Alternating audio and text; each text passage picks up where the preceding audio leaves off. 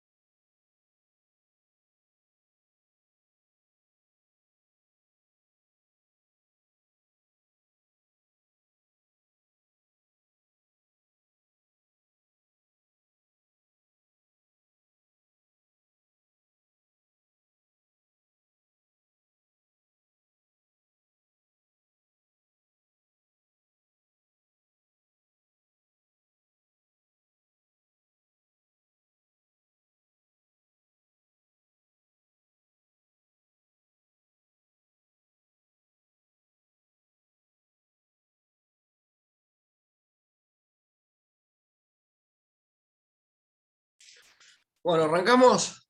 Lo que les voy a pedir a los que puedan, prendan cámaras, porque me gusta hablar y saber que me están escuchando del otro lado, y eventualmente porque eh, voy preguntando o solicitando la colaboración pertinente en la lectura de lo que vamos viendo. ¿Sí? Bueno, tenemos que seguir con propiedad horizontal. Entre el día lunes y martes empezaron con lo que es propiedad horizontal en general. Ayer vieron administrador y hoy tenemos que ver asamblea. ¿Sí? Necesito que me digan o que me vayan diciendo qué es una asamblea para ustedes.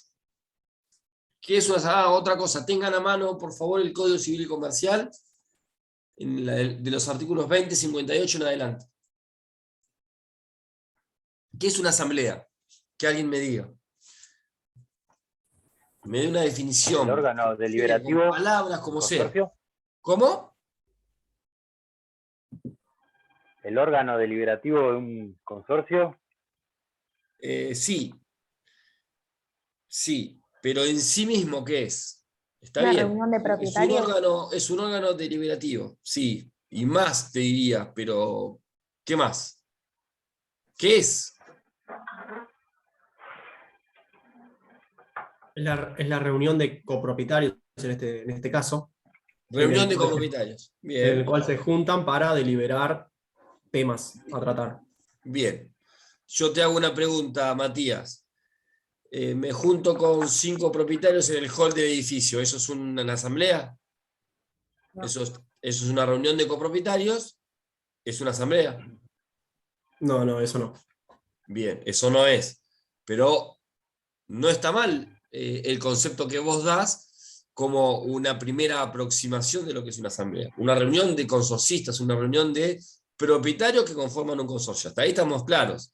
Pero si decimos solamente eso, nos estaríamos quedando cortos. ¿Por qué? Porque entonces cualquier reunión de propietarios que se reúnen en la terraza del edificio la podremos considerar asamblea. Y sabemos que no va a ser así. ¿Qué más nos estaría faltando para que sea una asamblea? A esa reunión de copropietarios o de propietarios. ¿Qué más? Que sea debidamente convocada y que además tenga una orden del día. Bien, que esté debidamente convocada. Que esté debidamente convocada es fundamental. Vale decir que se le indique lugar, día y hora.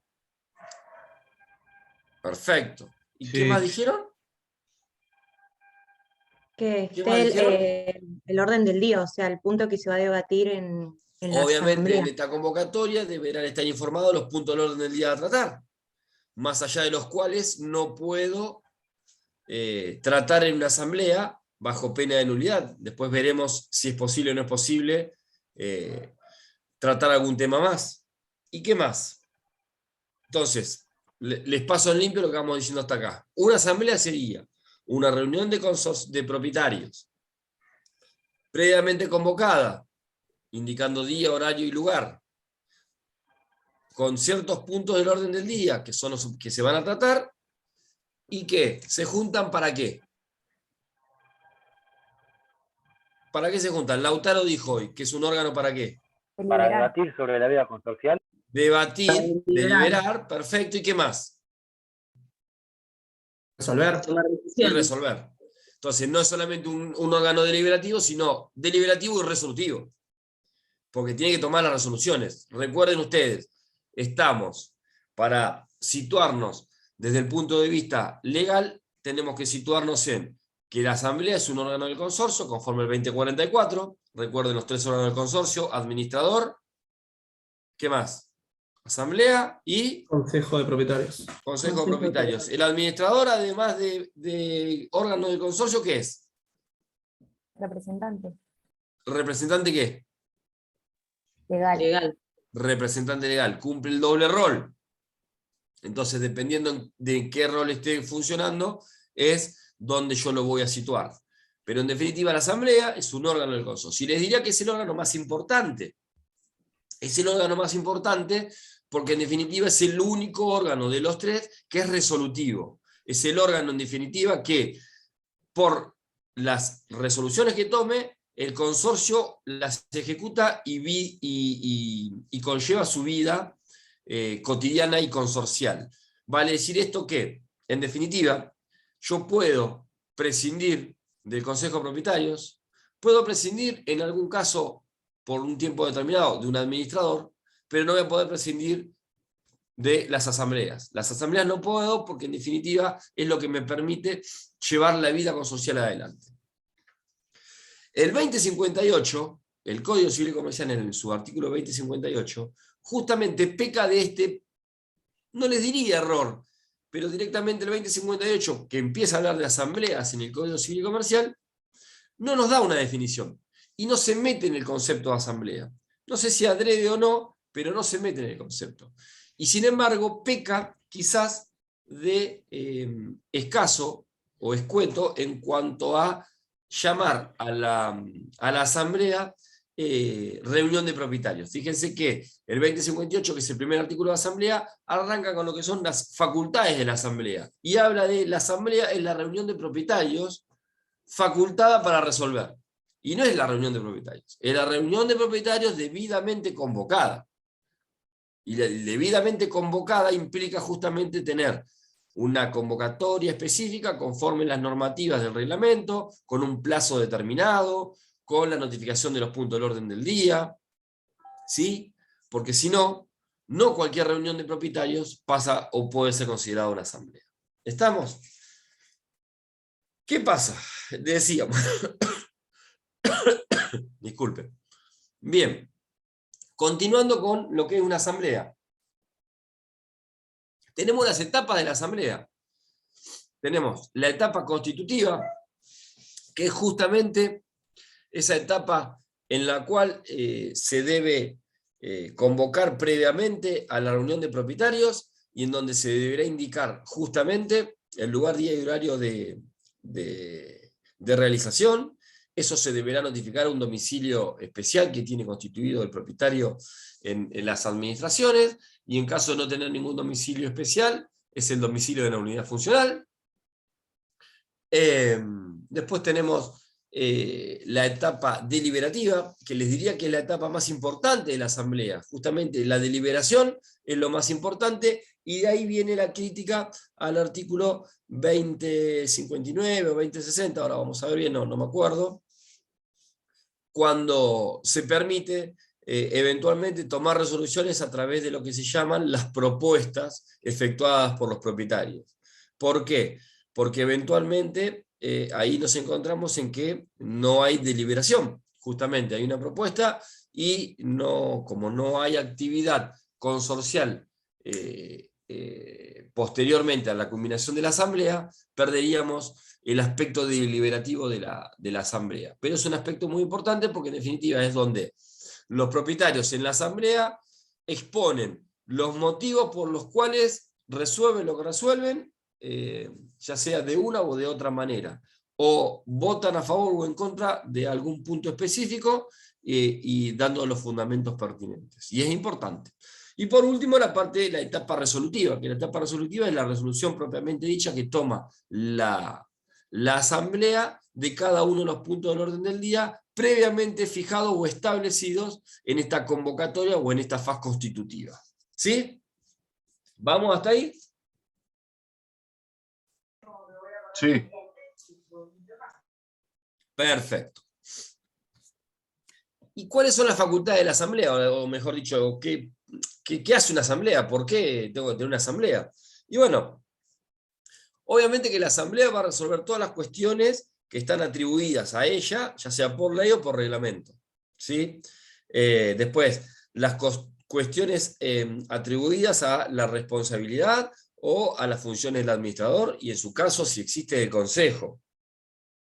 Va a tratarse sobre lo que es el nombramiento y eventualmente del despido del personal que trabaja en relación de dependencia del consorcio. Todas las facultades o todo lo que tienen para resolver, ustedes lo van a ver en el 2058. ¿Sí?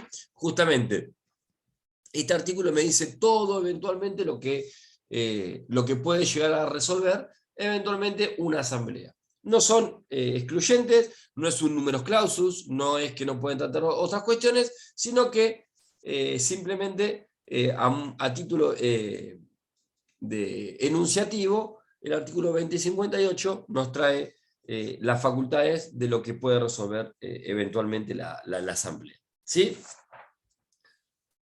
¿Qué tipo de asambleas conocemos? ¿O de dónde surgen los tipos de asambleas?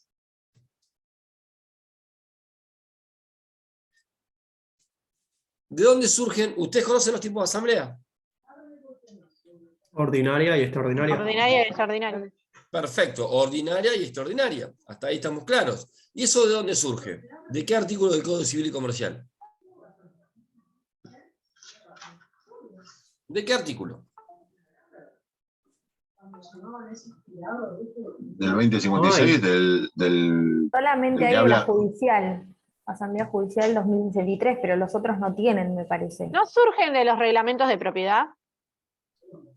¿Quién me dijo eso? Perdón, Rocío Serrano. Ahí activo la cámara, pasa que recién llego a mi casa, doctor. No hay problema. Ahí me dice 2063, Asamblea Judicial, pero yo estoy hablando de Asamblea Ordinaria y Extraordinaria. Cuando No, hablamos no de asamblea... están. ¿Cómo? Que no están en el código, me parece. Bien. No, efectivamente, en el Código Civil y Comercial no figura qué tipo de asambleas tengo.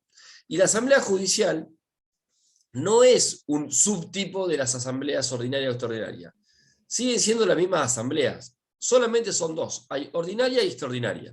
La puedo llevar de manera, a la práctica de manera extrajudicial o administrativa, como se lleva habitualmente, y la excepción a esto es que por circunstancias que vamos a ver en el transcurso de la clase, se puede judicializar, pero no deja de ser una asamblea ordinaria o extraordinaria. Es la misma asamblea, nada más que por distintas circunstancias se tiene que hacer de manera judicial, pero no deja de ser una asamblea ordinaria y extraordinaria. Ahora bien, si bien no están enumerados los tipos, si ustedes ven lo que los condimentos, o mejor dicho, lo que debe contener un reglamento de propiedad, fíjense que el 20, ¿cuál es? El 2056 habla justamente de que deben contener, en los reglamentos debe contener determinación de la forma de convocar reuniones de propietarios, superioridad de notificación. Fíjense que debe figurar sí o sí el tema de las asambleas. Pero nada más, no dice qué tipo de asamblea ni demás. Ahora bien, de sí de los reglamentos, surge justamente esta posibilidad de que haya asambleas ordinarias y extraordinarias. ¿Sí? Son en esencia prácticamente lo mismo, no podríamos hablar de que son diferentes. Lo que sí son diferentes, lo que sí es diferente, es lo que trata cada uno de la asamblea. Pero en definitiva, digamos,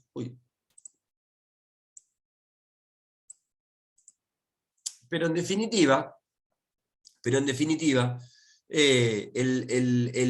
la cuestión de la asamblea es exactamente lo mismo. Vale decir, la realidad es que ambas asambleas deberán ser convocadas con un plazo determinado. Una asamblea ordinaria obviamente va a requerir, por los temas a tratar, un mayor periodo de antelación en la notificación de su realización. Una asamblea extraordinaria es menos el tiempo que requiere, pero después los requisitos en cuanto a lugar, hora y fecha deberán ser exactamente efectuados de la misma manera, pero sí difieren en los puntos o en los tratamientos de los puntos que tienen que tratar. ¿Y de dónde surge esto? Y bueno, en realidad surge de los reglamentos. Los tratamientos de cada uno de los puntos del orden del día, de cada una de las asambleas, va a estar determinado por justamente los reglamentos. Y los reglamentos generalmente lo que prevén es, lo primero que ustedes tienen que saber es que las asambleas ordinarias se realizan una vez al año. No hay más de una asamblea ordinaria por año. Asambleas extraordinarias, en cambio, puede haber las que sean necesarias, de acuerdo a los asuntos a tratar o la necesidad del consorcio. Pero asambleas ordinarias solamente hay una. Se realiza generalmente luego de transcurrido un plazo determinado de culminación del periodo económico del consorcio. Vale decir que si el consorcio tiene un periodo económico que comienza el 1 de enero y culmina el 31 de diciembre, lo que suele suceder es que la asamblea ordinaria se realice en los siguientes 3 meses más o menos. Hay un periodo, los reglamentos prevén un periodo determinado para la realización de la asamblea ordinaria. Ahora, este periodo no es un periodo exacto, no es un día determinado. Puede ser y puede variar. Esto quiere decir que vamos a suponer que el reglamento establezca que dentro de los 2 primeros meses posteriores al cierre del ejercicio financiero, 31 de diciembre, se realizará la asamblea ordinaria. Bueno, el administrador más o menos entre el 1 de enero y el 28 de febrero fijará la fecha para la realización de la asamblea ordinaria. ¿Puede hacerlo en marzo? ¿Pasa algo? No, no pasa nada. Va a ir variando y va a ir mutando de acuerdo a las necesidades de los propietarios, igual que el lugar y la hora. El lugar muchas veces también está determinado en los reglamentos. Muchas veces el lugar está determinado en los reglamentos, pero esas situaciones han ido mutando. ¿Por qué? Porque las situaciones han cambiado, muchos reglamentos preveían la realización de asambleas en lugares que hoy ya no existen, o se preveía realizar las asambleas en, por ejemplo, el hall de entrada del edificio, y hoy, no sé, por el frío o lo que fuere, no lo quieren hacer y prefieren trasladarse a la oficina del administrador. O la otra alternativa es que muchas asambleas ya se empiezan a realizar de manera virtual, todo lo cual va cambiando algunas cuestiones que aún establecidas en el reglamento se van modificando, ya les digo, por esta mecánica y por estas nuevas situaciones de la vida cotidiana. ¿Qué tratamos en la asamblea ordinaria? Bien, tratamos cuestiones relacionadas a lo que fue todo el ejercicio y toda la actividad del año inmediato anterior a su realización. Así, por ejemplo, una de las cuestiones fundamentales que trata la asamblea ordinaria, y solamente la asamblea ordinaria, es la rendición de cuentas del administrador. ¿Qué es la rendición de cuentas? Y justamente es el balance anual del consorcio en cuanto a su periodo económico. Por eso es que lo que yo les estaba diciendo, la convocatoria de asamblea ordinaria merece o debe realizarse con una antelación superior a una asamblea extraordinaria. ¿Por qué? Porque con esa convocatoria de asamblea ordinaria tiene que ir sí o sí acompañado con el balance del ejercicio financiero del año anterior. Y ese balance, el propietario tiene derecho eventualmente a que un contador de su confianza lo revise y eventualmente pueda exponerle sobre lo correcto o no del mismo, si hay alguna deficiencia, si hay algún problema, si ve algún rubro impugnable o lo que fuera, situación que cuando uno llega a la asamblea puede exponer cuando se trate el punto del orden del día. Y eventualmente proponer no aprobar la rendición de cuentas por tal y tal fundamento. Pero esos fundamentos, cuando yo no quiero aprobar una rendición de cuentas, deben ser justamente fundamentos serios y concretos, no oponerme o negarme a aprobar una rendición de cuentas porque no me gusta la cara del administrador. ¿Sí? Una negativa sin fundamento no es una negativa a los fines desde el punto de vista práctico legal. ¿Sí? Me están haciendo preguntas. Si me las pueden hacer por micrófono porque no leo. Perfecto, no, yo lo que preguntaba es si el esquema de la asamblea es parecido al de las sociedades, porque digo, tiene el mismo periodo anterior de vista de la información, una citación previa. Es que, Leonardo, no te olvides algo, el consorcio es una persona jurídica, igual que una sociedad.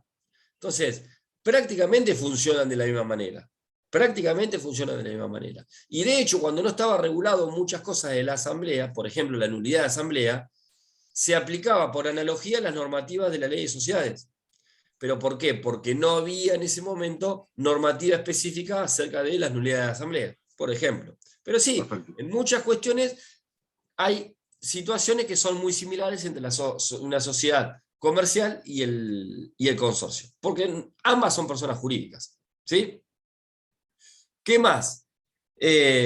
Obviamente también se ve en la asamblea ordinaria los presupuestos o eventualmente la proyección de gastos futuros de lo que va a ser el periodo económico siguiente, acerca de las obras en realización, modificación de alguna cuestión esencial por deficiencia y mejor funcionamiento del consorcio. Otra de las cuestiones es la renovación del mandato del administrador o la elección de un nuevo administrador. Otra de las cuestiones es la designación del consejo de propietarios. Estas son cuestiones específicas de la asamblea ordinaria. Puede haber otras específicas establecidas en el reglamento y puede haber otras que, si bien no están establecidas en el reglamento, son cuestiones que se fueron, dando o desarrollando durante el ejercicio anterior a la realización de la asamblea y se pospuso su resolución para el momento de la asamblea. Entonces es este el momento en el cual, uno de los puntos del orden del día, se pone ese asunto que durante el año se fue planteando y cuestionando como para resolverlo. ¿Puede pasar? Sí, puede pasar sin ningún inconveniente. Lo que yo les acabo de decir son puntos del orden del día básicos, específicos de una asamblea ordinaria. ¿Puede haber otros? Sí, por supuesto. Y una asamblea extraordinaria, les decía, en cuanto al funcionamiento, no difiere mucho de la asamblea ordinaria, pero sí en el tratamiento de los puntos que va a tratar. Les reitero, no trato en asamblea extraordinaria una rendición de cuentas del administrador, una designación de nuevo administrador, salvo que el consorcio haya quedado céfalo, salvo que el consorcio digamos, haya quedado acéfalo por renuncia al administrador o fallecimiento del mismo, entonces, bueno, tengo que convocar una asamblea extraordinaria porque necesito designar un nuevo administrador. Pero si no, como normal funcionamiento de un consorcio, eso funciona a través de una asamblea ordinaria. ¿Sí? ¿Qué trato entonces dentro de lo que es la asamblea extraordinaria? Temas urgentes y que no admitan una demora en su tratamiento, y que obviamente se desarrollen posteriormente, o que se den estos temas urgentes y que no admitan demora, que se den posteriormente a la realización de la asamblea ordinaria. Si estoy, vamos a suponer, a 10, 15 días de llamar una asamblea ordinaria anual, en la asamblea ordinaria puedo solicitarle al administrador que eventualmente ponga como punto del orden del día este tema urgente, y que en términos generales de un consorcio no podría o no iba a ser tratado como un punto del orden del día. Ahora, transcurrida la asamblea ordinaria, puede suscitarse temas urgentes y que no admitan demora, y puede ser efectuada a través de el tratamiento a través de lo que es una asamblea extraordinaria. ¿Quiénes están legitimados para solicitar, o quiénes pueden solicitar las asambleas ordinarias y extraordinarias? Y esto también varía dependiendo de cada una de las asambleas. La asamblea ordinaria, en principio, solamente puede ser convocada por el administrador. ¿Sí? Solamente puede ser convocada por el administrador. Tengo una excepción. ¿Quién es la excepción? Y el consejo cuando esté cumpliendo las funciones claro. del administrador. Correcto. El consejo de propietarios, como excepción, conforme el 2064, inciso primero, puede también convocar una asamblea ordinaria. Es correcto. Pero el principio general es que la asamblea es convocada por el administrador. ¿Sí? Excepción, consejo de propietarios. ¿Sí? ¿Hasta ahí estamos? Sí, y en esa asamblea que convocaría el Consejo, el punto 1 sería elección de nuevo administrador. A ver, el 2064, ¿qué dice? Justamente que no tengo administrador. Convocar a la asamblea de la ordinaria, cualquier... No, pero el 2064 no habla, ese es el 2064 que venía después. El 2064, inciso 4. Ejercer la administración del consorcio en caso de vacancia o ausencia del administrador, y convocar a la asamblea si está el cargo vacante dentro de los 30 días por la vacancia. ¿Sí? En realidad el 2064, inciso primero es, el administrador se niega, no tiene fundamentos, transcurre el plazo previsto en el reglamento para llamar a asamblea ordinaria, bueno, la convoco yo como consejo de propietarios. ¿Sí? En principio son esos dos las personas que pueden convocar. Y después los reglamentos pueden prever, ¿sí?, la posibilidad de que... esto en asamblea extraordinaria. Para asamblea ordinaria solamente administrador y consejo de propietarios. Para asamblea extraordinaria, ahí tenemos el administrador, nuevamente, obviamente siempre, el consejo de propietarios, como hablábamos recién, el 2064, ahí lo que vamos a hacer es, el inciso cuarto me habla de una convocatoria, en este caso va a ser de una asamblea extraordinaria. ¿Por qué? Porque en definitiva estoy con un consorcio acéfalo y sin administrador, y como tercera medida está la posibilidad de que prevén los reglamentos de que un número de propietarios le pida, ya no convocan, sino que piden al administrador la convocatoria de una asamblea extraordinaria.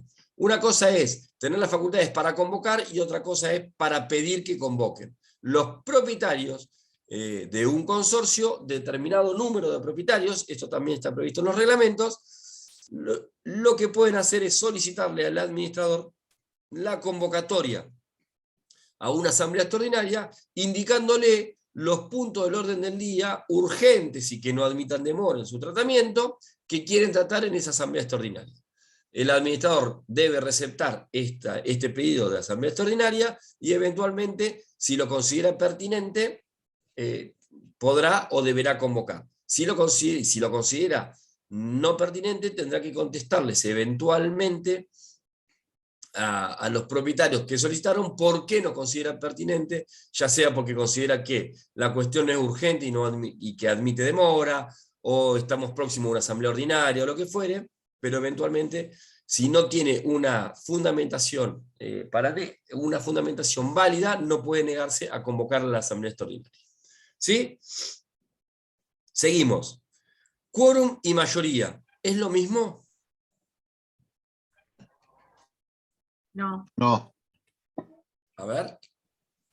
el quórum es la cantidad en este caso, de copropietarios necesarios para que la asamblea inicie. Y la mayoría va a depender de lo que diga el reglamento, si es mayoría simple o una mayoría especial. Si, se puede agravar lo que dice el código en el tema de mayoría, pero no minimizarlo con las decisiones. A ver, ¿alguien más que me dé opinión? sí, parecido. El Era, quórum era que el mayoritario quórum iba a ser la para cantidad de sesionar. propietarios. Ah, perdón. A ver, Perdón, Lucía, Laura. decime. Que el quórum iba a ser la cantidad de copropietarios que sean necesarios para que pueda celebrarse la asamblea, y la mayoría iba a ser la cantidad de votos que sean necesarios para una resolución válida. Bien.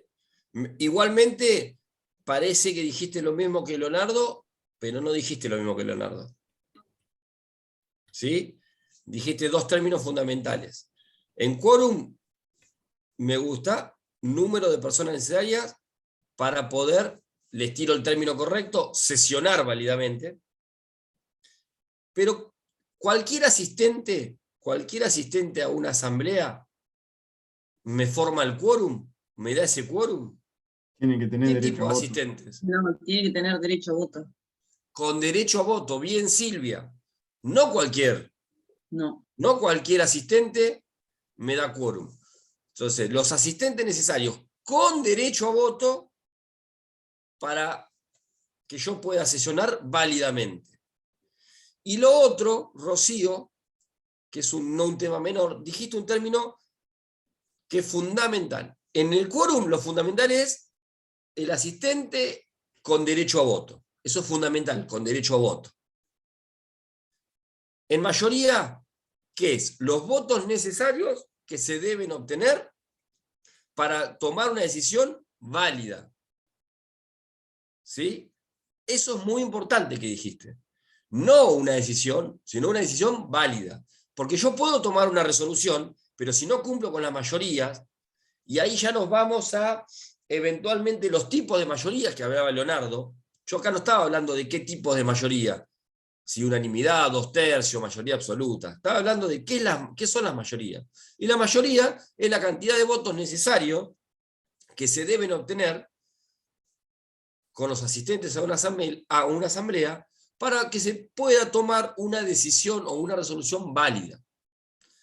Yo puedo tomar una resolución en una asamblea con los presentes porque tengo quórum y puedo sesionar, pero esa resolución no es válida porque no cumplo con las mayorías legales o reglamentarias necesarias y obligatorias. ¿Sí? Entonces, quórum no es lo mismo que mayoría. Puedo tener quórum para sesionar, pero puede ser que no tenga las mayorías necesarias para obtener una resolución válida. ¿Sí? Los reglamentos que prevén con respecto al quórum. En realidad, generalmente, en el 95%, 98% de los casos, los reglamentos prevén que para sesionar en primera convocatoria se requiere una mayoría especial, específica. Pero si no se cumple con esa mayoría, en una segunda convocatoria, que se desarrolla media hora después, vale decir que el administrador cuando convoca a una primera asamblea a realizarse a las 19 horas, y una segunda convocatoria, para el caso de no generar el quórum en la primera, a celebrarse a las 19:30, con media hora de diferencia entre una y otra, y esta segunda convocatoria, generalmente, les digo, reitero, en el 98% de los casos, los reglamentos prevén que sesione con el quórum de los presentes. Vale decir que cualquiera sea el número de los presentes, va a otorgar el quórum para poder sesionar. Ahora, que a mí me permitan sesionar no significa que me permitan violentar las mayorías previstas por la ley y por reglamento para tomar una decisión válida. ¿Sí? Eso es lo que vamos a ver ahora. ¿Qué tipo de mayoría necesito? Y las mayorías que necesito o que yo tengo y que están un poco reglamentadas, o sea, determinadas en el Código Civil y Comercial, son unanimidad. Unanimidad es fácil, o sea, es que todos estén de acuerdo con la decisión que se tome. Y cuando se habla de las mayorías, tienen que tener en cuenta, salvo algún reglamento muy raro, salvo algún reglamento, cuando se habla de mayorías, ya sea unanimidad, 2/3, absoluta, lo que fuere, siempre hablamos de el total de los propietarios del consorcio. No solamente estamos hablando de los presentes.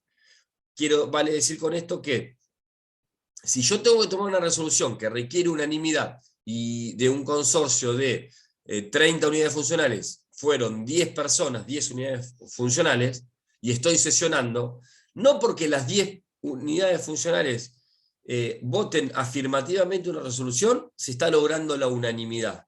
Porque la unanimidad es de todos los consorcios, de todos los consorcistas, los presentes y los ausentes. ¿Sí? Y así con todas las mayorías. No es solamente con respecto a los que están presentes en el consorcio, en la asamblea. Digo que algunos reglamentos, muy difícil, pero hay algunos reglamentos que prevén que algunas resoluciones se tomen por las mayorías previstas en el reglamento de los presentes, pero son muy raros. Generalmente cuando hablamos de mayorías hablamos de la totalidad y se cuenta por la totalidad de los propietarios de un consorcio. ¿Sí?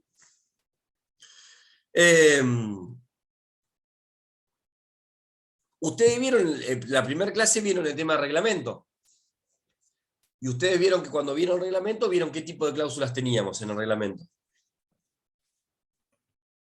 Las estatutarias. Y Sí. las reglamentarias. Correcto. Estatutarias y reglamentarias. Entonces, todo lo que tenga que ver con cláusulas estatutarias, se resuelve su modificación a través de mayorías unánimes, por la unanimidad. ¿Y por qué es esto? Porque las cláusulas estatutarias están relacionadas íntimamente y directamente con el derecho de propiedad de los propietarios. Con lo cual yo no puedo modificar una cláusula estatutaria sin la unanimidad porque estoy violentando el derecho de propiedad de los propietarios o de algún propietario. Con lo cual necesito sí o sí tener la unanimidad. Es tan gravoso lo que yo estoy resolviendo que lo que se requiere justamente es que haya unanimidad de todo un consorcio. ¿Sí? Está previsto la unanimidad, por ejemplo, en el artículo 2052 del Código Civil y Comercial. Después tenemos las 2/3 partes. ¿Puedo hacer una pregunta? Sí. Perdón. Cuando vos dijiste acá se requiere la unanimidad de tanto los presentes como los ausentes, ¿no? En ese caso, por ejemplo, es decir, sí o sí tienen que ir todos. Es decir, si no convocan, por ejemplo, no puedo resolver una cláusula estatutaria en ese caso. Claro, correcto. Después vamos a ver eventualmente qué, digamos, vía de escape logra un consorcio desde la modificación del Código Civil y Comercial a través de lo que se llama la propuesta efectuada en una asamblea. Claro, porque es así. Pero en principio, para tomar una decisión válida que requiera la unanimidad, necesito tener a todos los propietarios. Por eso es difícil, justamente. ¿No puede ir por propuesta entonces?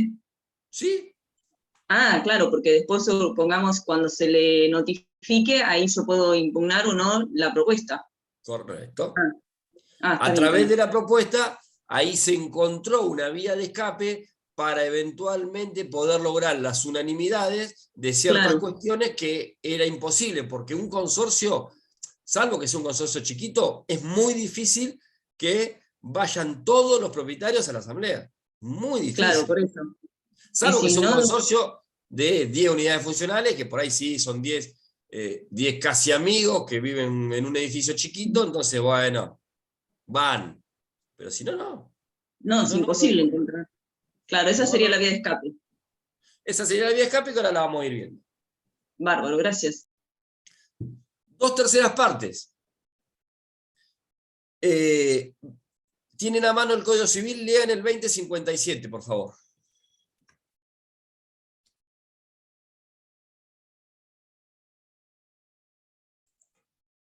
Modificación del reglamento. El reglamento solo puede modificarse por resolución de los propietarios mediante una mayoría de 2/3 de la totalidad de los propietarios. Bien. Cuando el Pero- 2050... Perdón. Sí, decime, Rocío. No estamos diciendo que debe ser de las cláusulas reglamentarias. Eso es exactamente lo que iba a decir. Cuando el 2057 habla de modificación del reglamento por las 2/3 partes, se está refiriendo, aunque no lo diga, a cláusulas reglamentarias, no a cláusulas estatutarias. Con lo cual, no puedo modificar el reglamento sobre cláusulas estatutarias con las 2/3 partes. ¿Sí? Perdón, con las 2/3 partes. ¿Estamos? Para las estatutarias, unanimidad, siempre. El 2057 está refiriéndose claramente a cláusulas reglamentarias.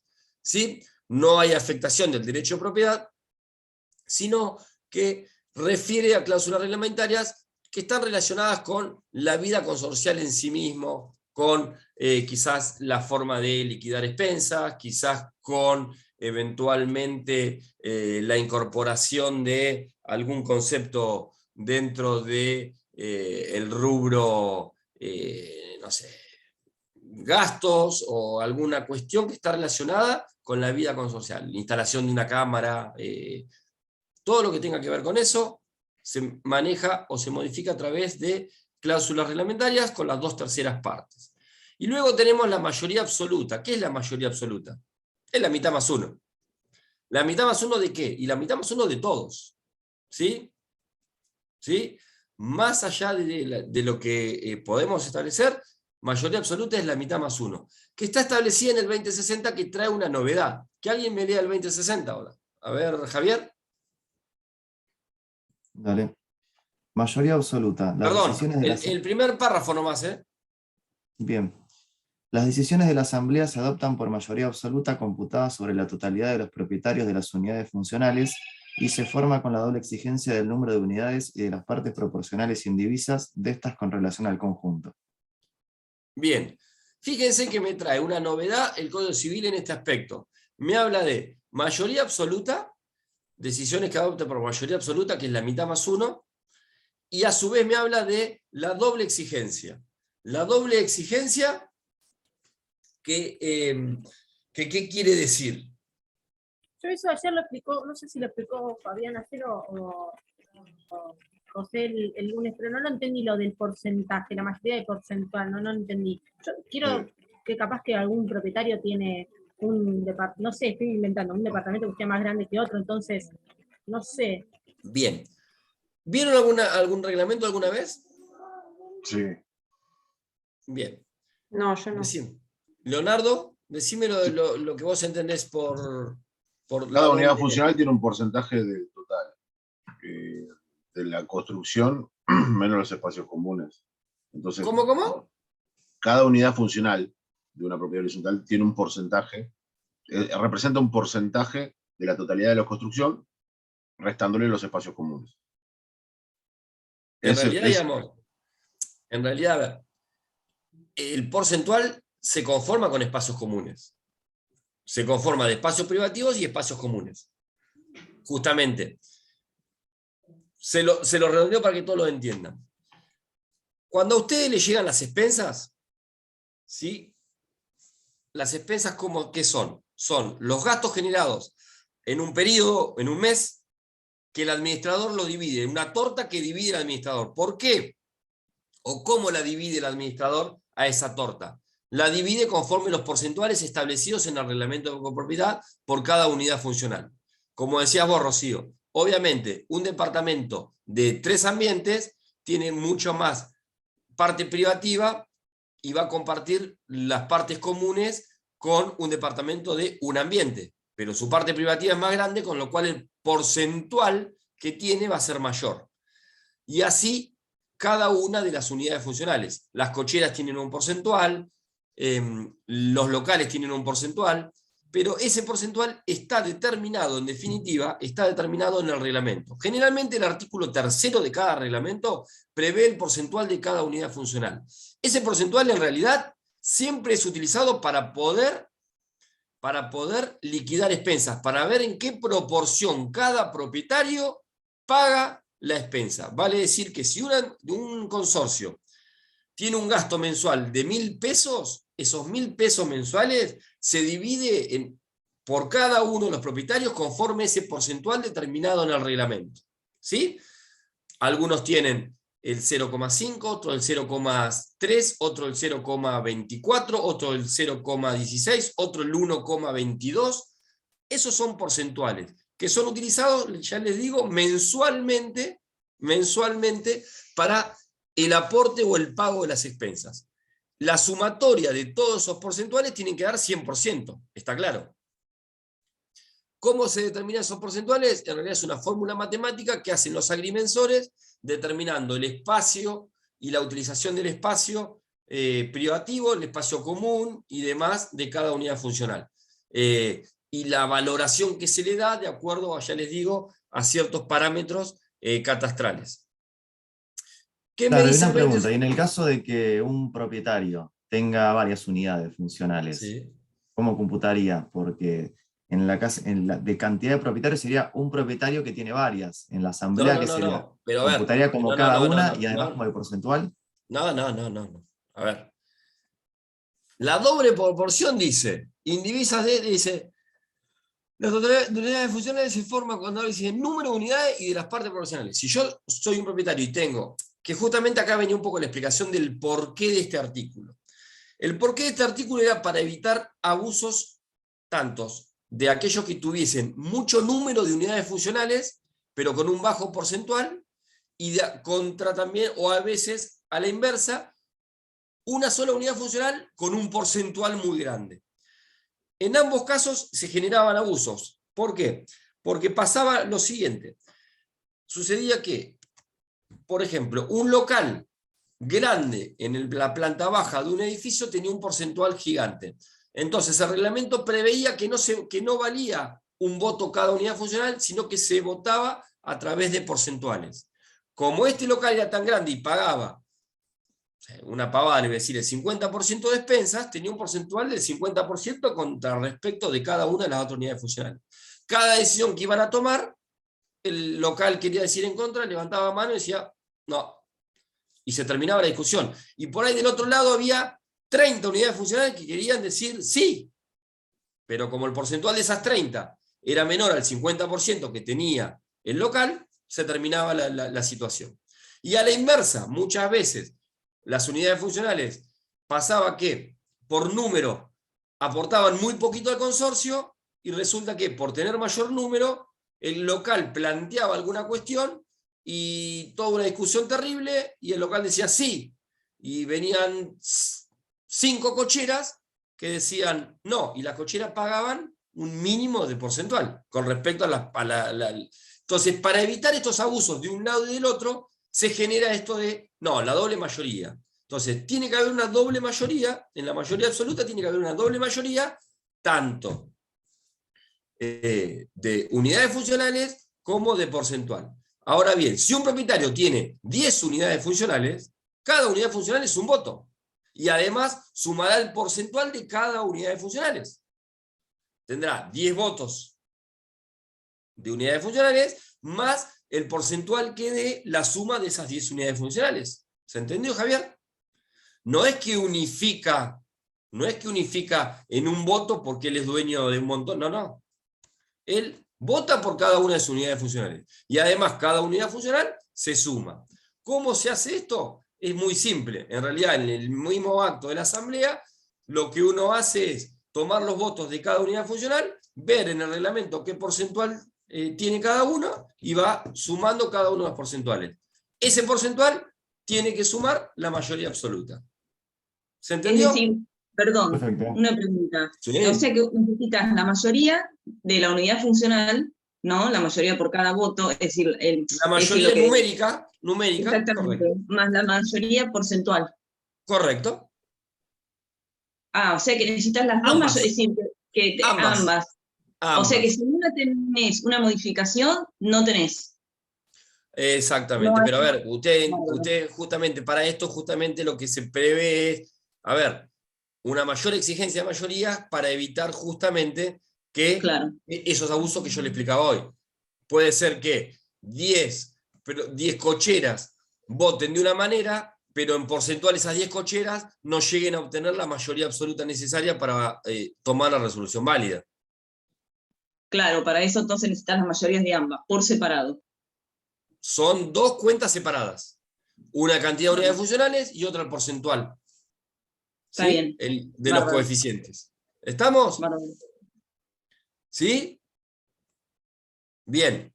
Seguimos.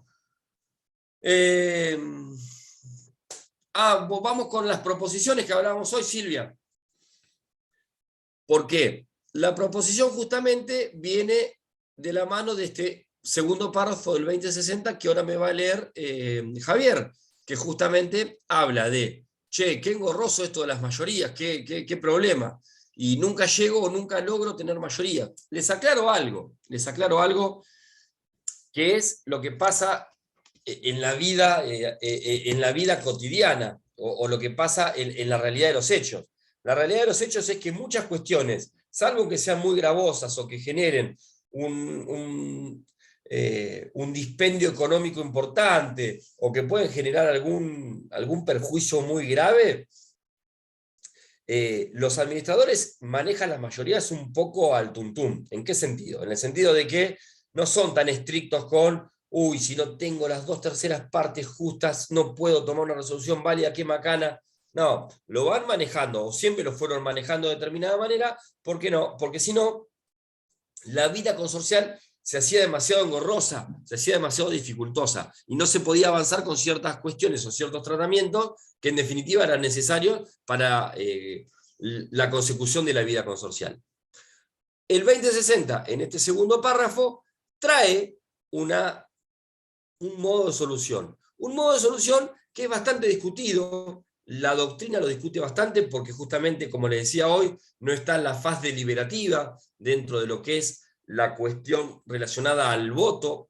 Previo a emitir un voto hay una faz deliberativa, previo a la faz resolutiva está esa faz deliberativa, y con esto de las propuestas lo estaríamos perdiendo. Pero vamos a leer primero lo que dice el segundo párrafo del 2060, Javier. Dale. La mayoría de los presentes puede proponer decisiones, las que deben comunicarse por medio fehaciente a los propietarios ausentes y se tienen por aprobadas a los 15 días de notificadas, excepto que estos se opongan antes de igual medio con mayoría suficiente. Bien, fíjense, yo les hago un ejemplo. Yo necesito la mayoría de 2/3 partes porque tengo que tomar una resolución que requiere por reglamento las 2/3 partes. Pero no tengo las 2/3 partes. Tengo un consorcio de 10 propietarios, las 2/3 partes son 7 votos, pero lamentablemente vinieron 5 propietarios. Y no puedo tomar una resolución válida.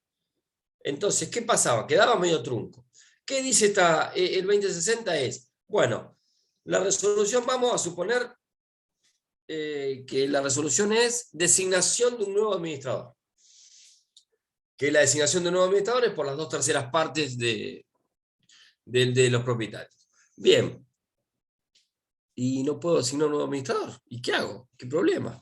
Bueno, ¿cómo termina resolviendo el 2060? Que la mayoría de los presentes resuelve designar como administrador a Silvia.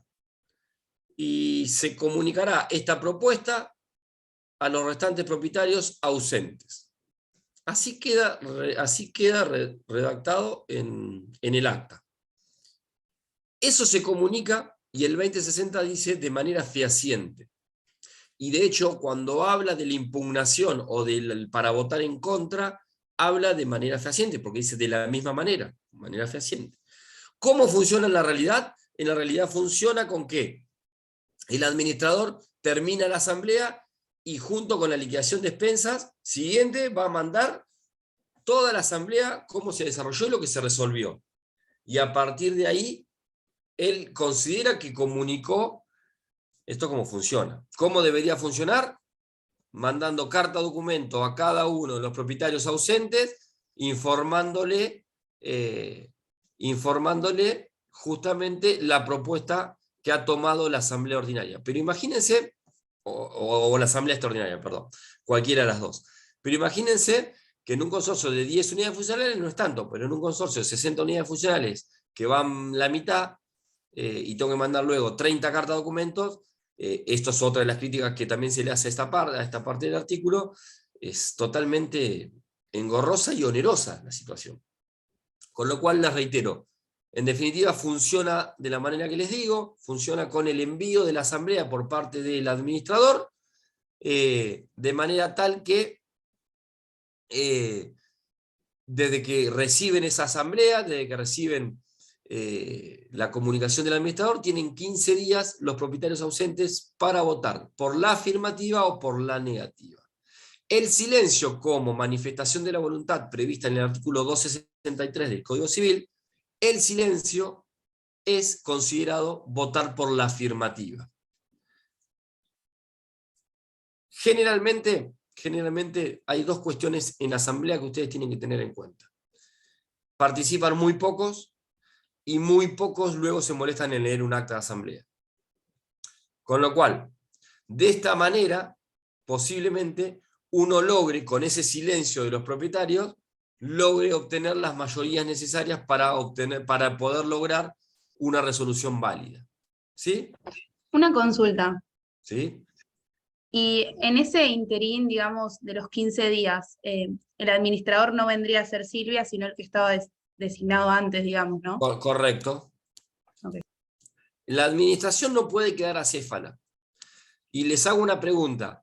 Suponiendo que el mandato del administrador, disculpen, ¿el mandato del administrador por qué plazo es? Un año. ¿Están todos de acuerdo? ¿Todos de acuerdo? ¿De dónde surge eso? No, de que termine el reglamento. ¿Y los Y en reglamentos caso todos de que terminan en un no, año? y en caso No, de que no. no diga nada, en caso de que no diga nada el reglamento, ¿se entiende que es por un año? No sé, esa es la pregunta mía. No, el primero creo que es por 10, que es el máximo. ¿Cuánto? 10 No, años. para mí es lo que dice el reglamento, y en caso de que no diga nada, se entiende que es un año. Sí. ¿Por qué? Silvia, pará. Silvia, lo del año lo tiraste vos. Sí. Me parece, bueno, yo estoy como lo que dijo el otro compañero, que si no dice nada, sería un año, y si no, es salvo que el reglamento tenga una modificación, se refleta lo del reglamento. ¿Ayer vieron al administrador con el doctor Casas o no? Salía de Me una ley, reí. la 14.000, no El me acuerdo. reglamento, a ver, Matías Canales me dice, el reglamento de la asamblea y si no, generalmente se fija un año. Matías, no sé, ¿tenés micrófono, Matías? ¿Quién me estaba hablando cuando me hablé yo? No, yo que decía Agustina que Gómez, ¿tenés micrófono? Agustina. Ahí dijo. Tengo muy mala conexión, por eso escribí pero es por la ley 14.701. Bien, la única que escuchó al doctor Casas, evidentemente. Primero, en todo lo que es propiedad horizontal, siempre decimos lo mismo, lo que establece el reglamento. Los mandatos por 10 años han sido considerados nulos, la cláusula nula, por ser abusiva, porque no puede haber un mandato por 10 años. Sí es verdad que eso estaba previsto en las antiguas constructoras cuando elegían un administrador la constructora para, digamos, tener al administrador, digamos, de su equipo y lo designaban por 10 años, pero eso no existe más. Los reglamentos prevén el plazo del administrador, del plazo de mandato del administrador. Puede ser un año, puede ser 2 años, puede ser 3 años, no hay ningún inconveniente. Ahora, si no lo prevé, no es que se considera. En la provincia de Buenos Aires existe la ley 14.701, que si no la escucharon ayer, se las digo ahora y anótenla, porque regula todo lo que es el funcionamiento y lo que es las obligaciones del administrador, los derechos y las obligaciones del administrador dentro del territorio de la provincia de Buenos Aires.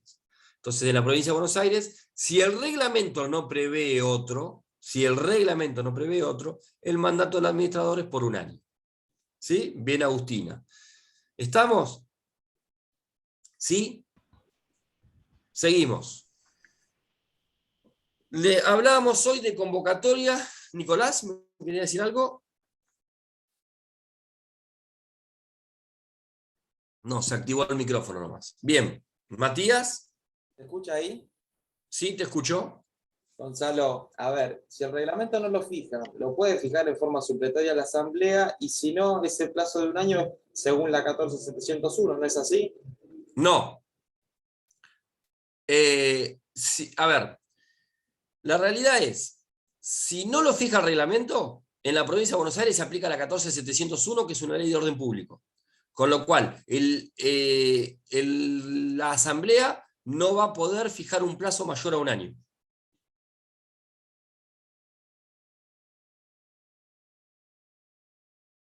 ¿Me escuchaste, Matías? Sí. ¿Sí? Generalmente está previsto en los reglamentos, pero hay algunos reglamentos que no lo prevén. Y generalmente lo previsto es un año. Muy raro que figuren, salvo esos reglamentos abusivos que fijaban 10 años, 8 años, que eso, digamos, fueron considerados cláusulas abusivas. Bien, convocatoria y orden del día. Convocatoria, obviamente, que los reglamentos establecen el plazo y el procedimiento que tienen que llevar adelante los administradores para convocar asamblea. Como yo les decía hoy, la realidad es que en una asamblea ordinaria los plazos de convocatoria tienen que ser mayores y en una asamblea extraordinaria los plazos, estoy hablando de los plazos previos a desarrollarse el acto asambleario, ¿no? Es un poco menor. Obviamente lo que es notificación de la asamblea se notifica en el domicilio que tienen constituido los propietarios. Fíjense o recuerden que el artículo 2046 en su inciso F le da la obligación a los propietarios de tener que notificarlo del domicilio y en caso de que no lo hagan se considerará domicilio constituido el de la unidad funcional. Obviamente dirá lugar y hora de realización. ¿Sí? Y luego tenemos todo lo que tiene que ver con el acta de asamblea, que generalmente el acta de asamblea se va desarrollando. ¿Se transcribe puntualmente todo lo que hablan? No, la realidad es que no se transcribe todo lo que hablan.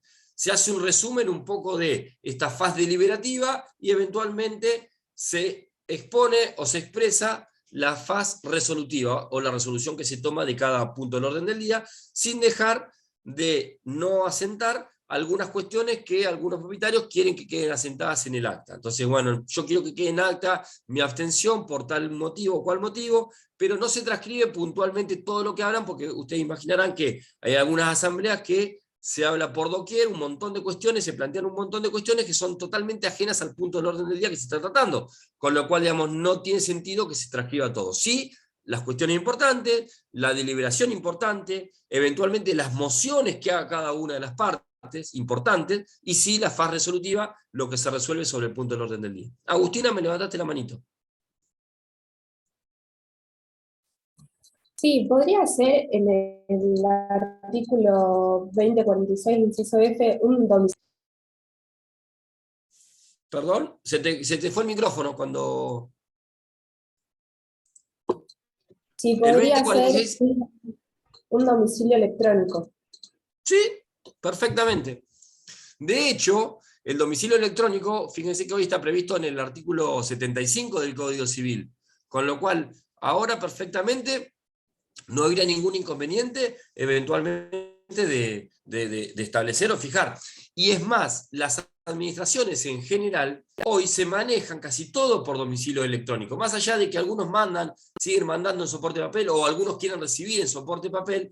Lo cierto es que la gran mayoría de las expensas se mandan a través del sistema electrónico o a través de aplicaciones, muchas veces es a través de aplicaciones, con una plataforma en la cual uno baja, pone un código y ingresa a lo que es el edificio de consorcio, donde puede bajar las expensas, ver los gastos, ver los comprobantes. En ese sentido, la 14701 que hablábamos hoy ha venido, digamos, a retrotraer un montón en el tiempo, porque le da una obligación al administrador de tener que mandar con cada una de las expensas un montón de papelería que ya hoy por hoy va mucho más para el sistema electrónico y para el sistema web que por una cuestión de formato papel como está previendo la 14701.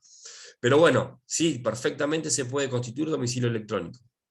Vamos con dos cuestiones que me interesan, porque después tengo que ver nulidades y asamblea judicial y voy con muy poco tiempo. Autoconvocatoria y decisiones unánimes, previstas en el 2059. Javier, ¿estás por ahí? Estoy por acá. 2059, segundo párrafo. Bien. La Asamblea puede autoconvocarse para deliberar. Las decisiones que se adopten son válidas si la autoconvocatoria y el temario a tratar se aprueban por una mayoría de 2/3 de la totalidad de los propietarios. Bien, yo les hago una pregunta en el ejemplo que les hice hace un rato de un consorcio de 10 unidades funcionales. Dijimos que las 2/3 partes de un consorcio de 10 unidades funcionales es 7 unidades funcionales. Fíjense ustedes que las 2/3 partes de 10 en realidad es 6,66. 7 unidades funcionales. ¿Sí? Teniendo el ejemplo este de 10 unidades funcionales, vamos a suponer que 7 somos recompinche y 3 no. Agarramos y nos autoconvocamos para resolver alguna cuestión. Somos las 2/3 partes. Ponemos la cuestión a tratar y dice, la decisión que se adopte son válidas si la autoconvocatoria y el temario se aprueban por las 2/3 partes. ¿Es correcto eso? No, pero tienen que Pero estar si no, notificados lo tienen que todos. notificar a todos. Bien, bien Rocío, bien Javier. La autoconvocatoria no deja de ser una convocatoria que debe cumplir con estos requisitos que dijimos, que es una convocatoria y un orden del día debidamente notificado a los domicilios de los propietarios, exactamente igual que una convocatoria normal. Yo debo notificar a todos, pero, si de estos 10 que yo tengo que notificar se presentan 7, las decisiones que se tomen y eventualmente esa autoconvocatoria va a ser considerada válida. ¿Me entienden? Pero que necesite 2/3 partes para considerar válida la autoconvocatoria o para resolver algún punto del orden del día de esa autoconvocatoria, no significa que deba excluir a cualquier otro propietario. La autoconvocatoria no deja de ser una convocatoria y por lo tanto debe cumplir con los requisitos de la convocatoria. Y la autoconvocatoria obviamente es de propietarios, con lo cual la autoconvocatoria y el cumplimiento de esto lo deben hacer los propietarios. No lo hace el administrador porque el administrador directamente llama una asamblea normal. No llama, no se autoconvoca. ¿Sí? No lo hace el consejo. El consejo lo que puede hacer es, bueno, vamos a plantear una autoconvocatoria, no como órgano, sino como impulsor, como propietarios impulsores de la autoconvocatoria. Pero como órganos no. Como órgano puede plantear una asamblea ordinaria o extraordinaria. Doctor, perdón, ¿Sí? a ver si entendí porque me mareé un poquito, perdón. A ver, sí. Entonces, la autoconvocatoria, porque estoy leyendo el artículo y no sé si lo estoy entendiendo bien. La autoconvocatoria es a todos. Ahora, cuando dice, y el temario a tratar se aprueban por una mayoría de 2/3 de la totalidad de los propietarios, eso es, claro, o sea, una cosa es aprobar por la mayoría y otra cosa es que sea la convocatoria, ¿o no? O entendimos cualquier cosa. Exactamente. Una cosa es la citación a la autoconvocatoria y otra cosa es la validez de esa autoconvocatoria. Para que Bien, sea considerada gracias. válida, necesito las 2/3 partes. Pero eso no me excluye o no me da la facultad de no convocar a todos. Tengo que convocarlos a todos. Pero para que sea válida, solo necesito las 2/3 partes. No necesito que todos vengan. Una ¿Sí? pregunta. ¿Sí? En ese caso que no cumplió con los requisitos, ¿qué pasaría? Es decir, ¿sería nula? Y ahora vamos a ver nulidad de asamblea. Ah, perdón. Javier, párrafo siguiente del 2059, el tercero. Son igualmente válidas las decisiones tomadas por voluntad unánime del total de los propietarios, aunque no lo hagan en asamblea. Bien. ¿Qué es eso? Ah, no sé. ¿Qué es eso? Que se juntan en el hall y dicen, tomamos esta decisión y decimos todos que sí, sí. En este consorcio de 10 propietarios, ni siquiera se juntan. Hablan por teléfono, che, vamos a tomar esta decisión, hacemos un acta y la firmamos todos. No hubo asamblea. ¿Hubo asamblea? No hubo asamblea. Y vamos a suponer, Rocío, ¿qué es lo que decís vos? Que se juntan los 10 en el hall, hablan y toman una decisión. Son las 10 unidades funcionales y toman una decisión. ¿Eso es una asamblea? Vamos al principio. No, porque no está convocada. No está convocada. No está debidamente convocada, perfecto. Esto no es una asamblea. Entonces, cuando hablamos de asamblea ordinaria, asamblea extraordinaria o asamblea autoconvocada, ya adentrándonos al tema que sigue, cuando hablamos de estas cuestiones concretas, tenemos que pensar que para invalidar cualquier decisión o la misma asamblea, voy a tener el mecanismo del 2060 último párrafo, que es la nulidad de la asamblea. Porque estoy dentro del ámbito de una asamblea. Asamblea ordinaria, extraordinaria y autoconvocatoria. La autoconvocatoria no deja de ser asamblea. Les acabo de decir, tengo que llamar a todos, pero es válida con las 2/3 partes. Pero estoy dentro de una asamblea. Con lo cual, si estoy dentro de una asamblea, para dejar sin efecto lo que decida este órgano, esta reunión, voy a canalizarlo a través del 2060 último párrafo, nulidad de asamblea. Ahora, si tomo una decisión unánime prevista en el 2059 tercer párrafo, no estoy dentro de la asamblea. No estoy dentro de una asamblea. Con lo cual no puedo plantear una nulidad de una asamblea porque no hubo asamblea. ¿Entienden? No hubo asamblea. Entonces, voy a entrar en el campo de los actos ineficaces previstos en el artículo 386 y 387 del Código Civil. Me voy al ámbito general de las ineficacias o nulidades. Me voy al ámbito general. Entonces, asamblea ordinaria, extraordinaria y autoconvocatoria, estoy en una asamblea. Quiero dejar sin efecto la asamblea o una decisión asamblearia, nulidad de asamblea, que ahora vamos a entrar a nulidad de asamblea. Pero si estoy dentro de tomar una decisión unánime prevista en el 2059, no puedo plantear la nulidad de asamblea porque no estoy en una asamblea. No estoy en una asamblea. Estoy dentro de una reunión de propietarios que no es asamblea. Y puedo atacar eso a través de los actos ineficaces del 386 y 387 del Código Civil. ¿Sí? Ahora bien, vamos a nulidades. ¿Dónde está prevista las nulidades? Y es lo que hablábamos con Leonardo hoy, un tema que es importante. Tiene una parte buena y una parte mala la regulación de las nulidades de asambleas de consorcio. La parte buena es que lo hayan regulado. ¿Por qué? Porque en la 13.512 no estaba regulado y con lo cual nos veíamos en la dificultad de saber hasta cuándo yo podía plantear la nulidad de una asamblea. Por analogía se aplicaban las reglas de la Ley de Sociedades Comerciales que prevén 90 días. Algunos decían no. ¿Por qué? Y porque estamos todavía discutiendo si es persona jurídica o no es persona jurídica, con lo cual no se aplicaría la Ley de Sociedades Comerciales para los consorcios.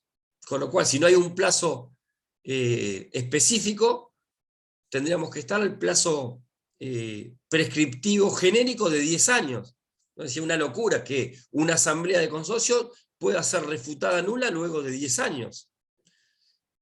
Lo bueno que el artículo prevé la posibilidad de nulidad de asamblea.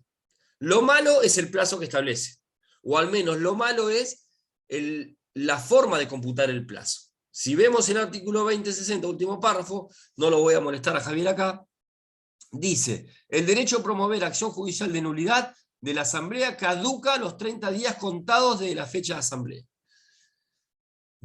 Tres cuestiones importantes. Caduca, ¿qué quiere decir? ¿Que el plazo qué es? ¿Eh?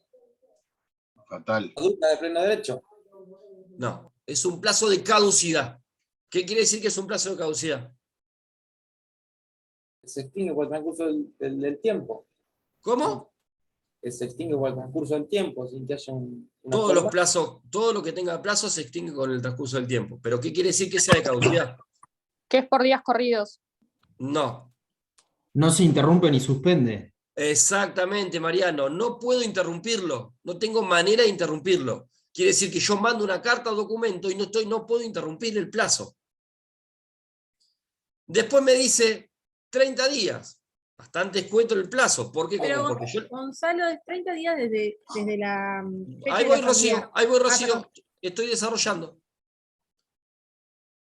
30 días Recuerden que yo les dije, la notificación de las asambleas suelen realizarse a través del envío por los administradores cuando envían las expensas. Generalmente pasan por ahí 10 días, 12, 15, desde que desarrollaron la asamblea. Con lo cual, los 30 días ya se me achicaron a 15. Ustedes me dicen, ¿por qué? Porque dicen desde que se realizó la asamblea, no desde que me notificaron a mí la asamblea. Con lo cual, es un disparate en ese sentido el artículo, porque el plazo termina siendo mucho más escueto todavía. Con lo cual, plazo de caducidad, 30 días, y los 30 días se cuentan desde que se realiza la asamblea. No hay tutía. Si yo la asamblea la realizo el 1 de enero, el día 31 de enero caducó la posibilidad de plantear cualquier nulidad relacionada a lo que se haya resuelto. ¿Sí? Rocío, decime ahora. ¿Cuál es tu me quedé duda? pensando en que, bueno, claro, si son 30 días, son 30 días, pero no hay que a veces notificar a los que no asistieron para saber si van a prestar su conformidad y no tienen 15 días para eso. ¿Está Sí. igual dentro de los 30? A ver, eso es otra cosa. Está bien lo que vos decís, pero eso es para que la decisión sea válida o no sea válida. Ok, igualmente, O sea, listo. pero si yo quiero impugnar, ahora vamos a ver, porque lo que uno tiene que ir viendo en todo esto es, ¿qué puedo plantear? O en la nulidad, ¿qué puedo plantear? ¿La nulidad de qué? Y eso viene, y ahí viene un poco el tema que vos planteás. Pero esperen. Yo puedo plantear la nulidad de asamblea, sí, pero también puedo plantear la nulidad de la decisión asamblearia. Y ustedes me van a decir, ¿pero cuál es la diferencia? No tenemos que confundir. Y yo en la profesión actualmente veo constantemente que algunos colegas siguen planteando la nulidad de la asamblea, y cuando uno ve el desarrollo de la demanda, la realidad es que lo que está planteando es la nulidad de la decisión asamblearia. Vale decir, puede plantearse que la asamblea sea perfectamente válida, pero que la decisión que se tomó no es válida. Y yo tengo que plantear la nulidad de la decisión asamblearia. Vamos a suponer un punto en orden del día que diga renovación del mandato de administrador. ¿Sí? Renovación de mandato de administrador.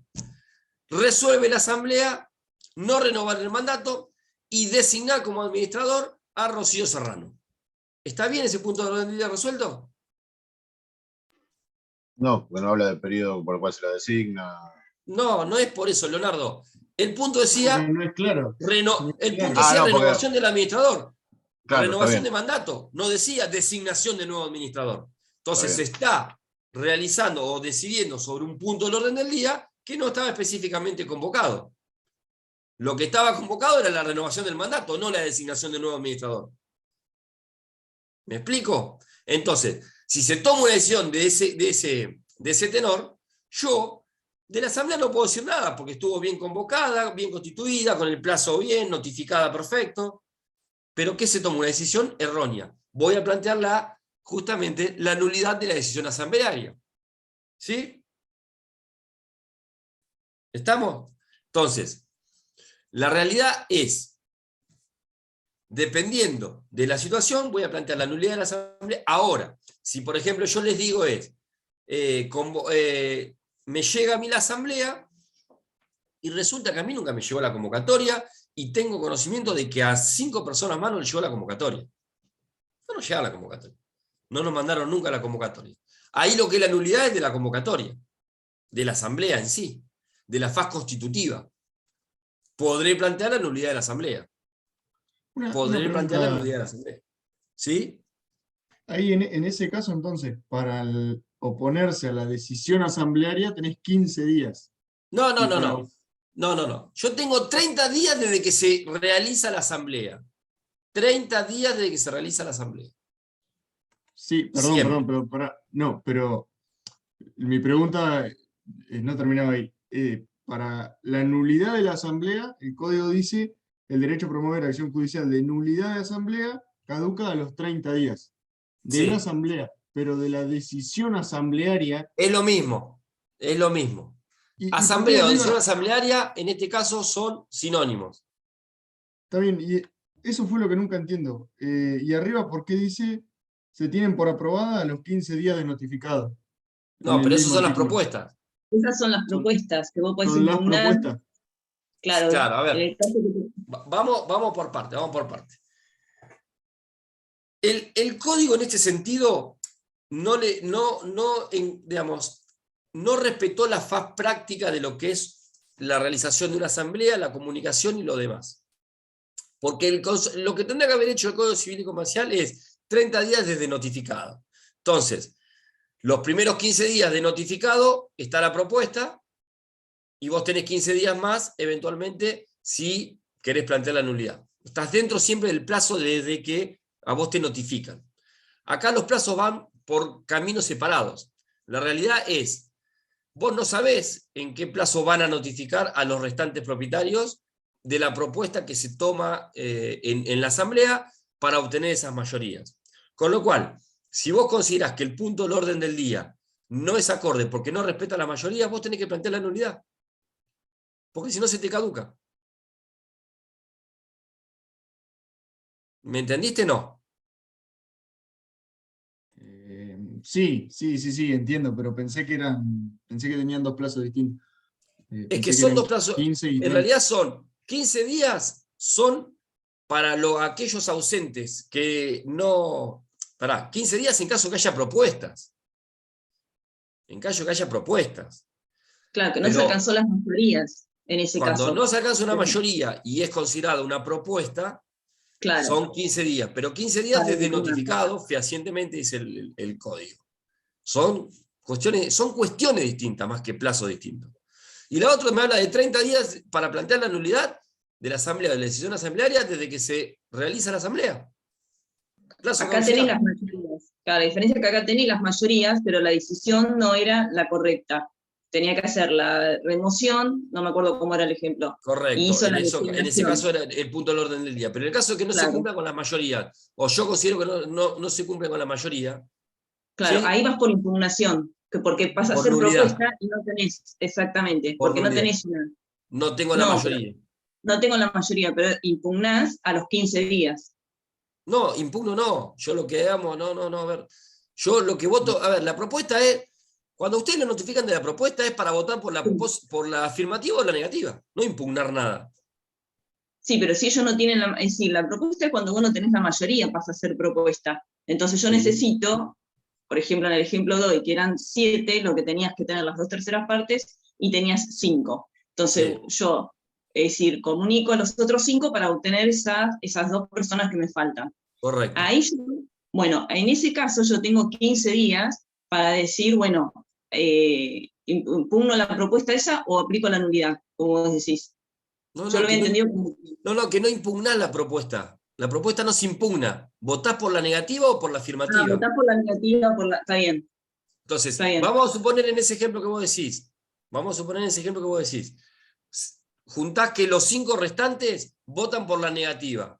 No consiguió las 2/3 partes. No. Pero el administrador considera que ha sido designado, ustedes tienen la Ahora sí, posibilidad de entendí. plantear la nulidad de la asamblea dentro de esos 30 días. Pero de que se desarrolló. Con lo cual, digamos, el plazo termina siendo muy escueto. Eso es lo que yo quiero que ustedes entiendan. El plazo siempre va a terminar siendo escueto. Porque en definitiva, entre si hay propuestas, si no hay propuestas, y no lo puedo interrumpir de ninguna manera. Con lo cual, lo que yo voy a tener que hacer eventualmente para interrumpir es iniciar. ¿Inicio con qué? Eventualmente con qué? Con la mediación prejudicial. A partir de ahí, sí puedo interrumpir, y a partir de ahí, en esa mediación, quizás pueda desandar el camino de la nulidad o no. Pero no tengo otra alternativa. Lamentablemente, el Código Civil y Comercial, en este sentido, no me dio otra alternativa. ¿Sí? Porque no tengo manera de interrumpir. Pero lamentablemente es así. Sí, Leonardo. Sí, tengo una consulta con el tema de dónde termina el tema de la impugnación a la asamblea o a la decisión asamblearia. En caso, por ejemplo, que el administrador notifique, no sé, 25 días después o 29 días después de la realización de la asamblea. Sí. Ahí yo no voy a impugnar la decisión asamblearia, sino voy a impugnar el acto del administrador sobre la notificación. No lo tengo claro, por eso te lo consulto. No, es que no podés impugnarlo. Porque, digamos, dame una normativa del código que le indique o le obligue al administrador a notificar en un plazo determinado la asamblea desarrollada. Que también sería una alternativa.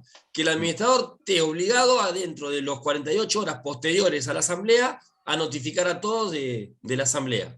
Bueno, por lo menos, digamos, tengo 28 días. Ahora sí.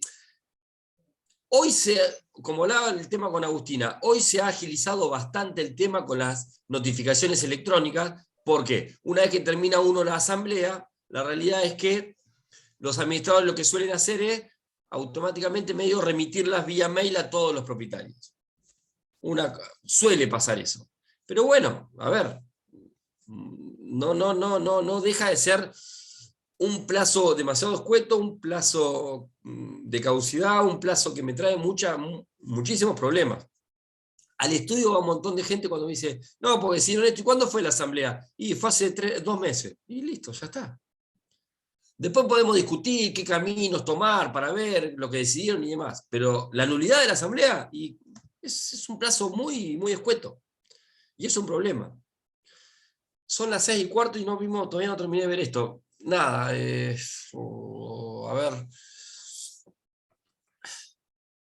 No llego. Gonzalo. Sí. ¿Por qué crees que se previó un plazo tan corto? Vos que por ahí Es que en realidad yo creo que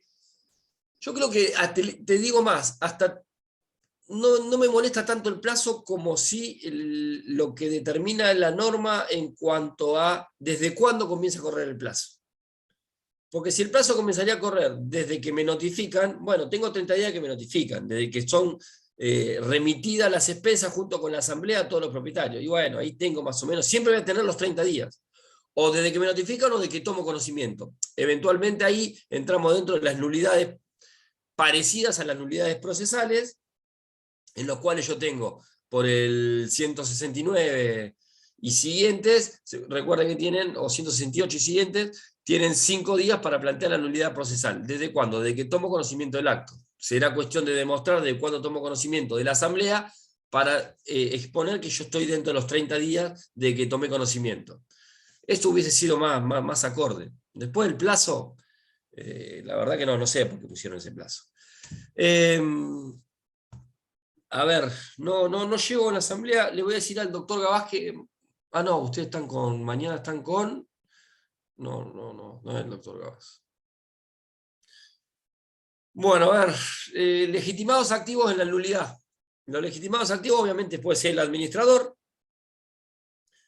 el consejo de propietarios puede plantear la nulidad de la asamblea o de la decisión asamblearia, estamos hablando de lo mismo. El copropietario ausente, obviamente, puede plantear la nulidad. Y el copropietario presente podría, y sí, en la medida que haya votado en contra de la decisión asamblearia, que haya votado en contra eventualmente de considerar válida la conformación de la asamblea, o que o que se abstuvo al momento de votar.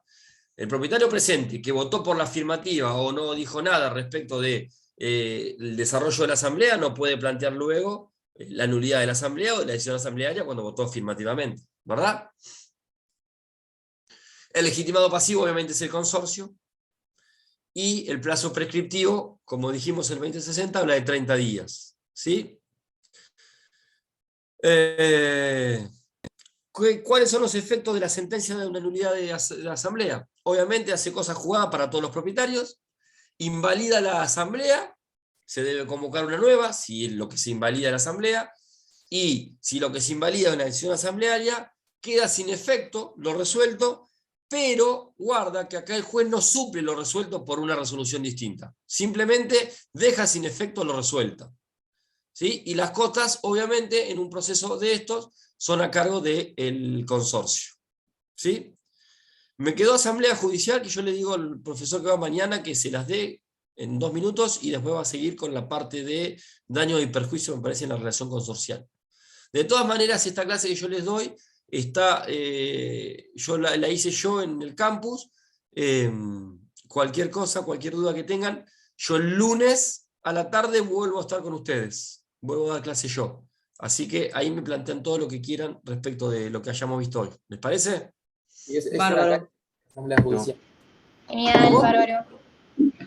Es muy poco lo de asamblea judicial, lo estoy mirando. ¿Cómo no te entendí, perdón? Digo que es muy poco, que no es tanto lo de asamblea judicial que falta. No, lo de asamblea judicial es poquito. Lo más importante de asamblea judicial es que uno tiene que agotar la vía interna administrativa antes de solicitar una asamblea judicial. Vale decir, que yo tengo que agotar todos los medios necesarios para demostrarle al juez que no pude llegar a la posibilidad de realizar una asamblea judicial. Y entre esas cuestiones, hoy, en esta vía interna, está hasta la autoconvocatoria. ¿Por qué? Uno puede decirle al juez, mire, el administrador se me niega a convocar. El consejo de propietarios no me da bolilla, no quiere convocar.